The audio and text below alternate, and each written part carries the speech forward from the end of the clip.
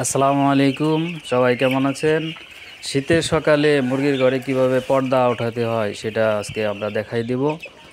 এবং পর্দা ব্যবস্থাপনা যদি ভালো না হয় তাহলে মুরগির ঠান্ডা লেগে যেতে পারে, ঘরে গ্যাস হইতে পারে। ঘরে যাতে গ্যাস না হয় এই জন্য পর্দা উঠাই দিলাম। আর সকালবেলা সব মুরগিগুলা আমি দেখতেছি যে ভালো আছে কিনা, এই জন্য সব মুরগি মানে সরিয়ে দিলাম। তো সব মুরগিগুলা খেতে দেখলাম যে মুরগিগুলা খুবই সুস্থ আছে, আলহামদুলিল্লাহ। এই মুরগি দৌড় পাড়তেছে, খাইতেছে। এবং আমি একটা মুরগি ধরে দেখলাম, মুরগি ওয়েট ঠিক আছে কিনা। ওয়েট ঠিক আছে এবং সুস্থ আছে। এবং আরেকটা মুরগি আমি ধরার জন্য চেষ্টা করতেছি, ধরে দেখলাম যে এটাও ঠিক আছে।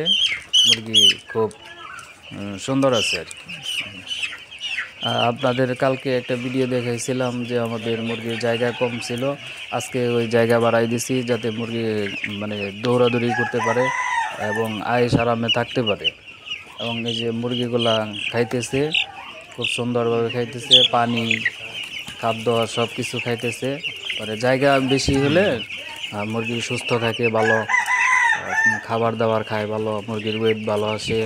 মুরগিগুলা খাইতেছে এবং আমি এই যে পরবর্তীতে জায়গা বাড়ানোর জন্য জায়গা ঠিক করতেছি, ভুসিগুলা প্রস্তুত করতেছি যাতে উম, অগ্রিমভাবে করে রাখতেছি ভুসিগুলা, যাতে আমার জায়গা বাড়াইতে কষ্ট না হয়।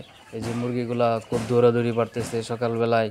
আমাদের এই ভিডিওটি যদি আপনাদের ভালো লাগে তাহলে সাবস্ক্রাইব করে রাখবেন এবং লাইক দিবেন, শেয়ার দিবেন, যাতে আমরা সফল হতে পারি। এবং এই মুরগির পরবর্তীতে সকল প্রকার ভিডিও পেতে আমাদের এই চ্যানেলটি সাবস্ক্রাইব করে রাখবেন।